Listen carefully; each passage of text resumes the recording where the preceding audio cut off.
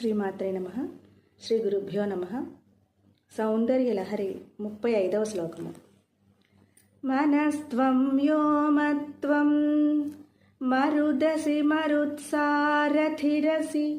త్వమాపః త్వం భూమిః త్వయి పరిణతాయాం నహి పరం త్వమేవ స్వాత్మానం పరిణమయితుం విశ్వవపుషా చిదానందాకారం శివయువతి భావేన బిభృషే.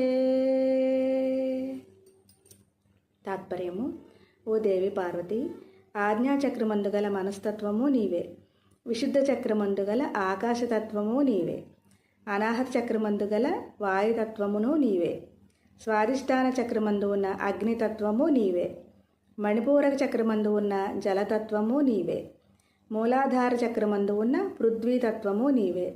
నీకంటే వేరైనది ఏ కొంచెమునూ లేదు. నీవే నీ స్వరూపాన్ని ప్రపంచరూపంగా పరిణమింపజేయడానికై చిచ్చక్తితో కూడిన ఆనంద భైరవుని స్వరూపాన్ని లేదా శివతత్వాన్ని ధరిస్తున్నావు.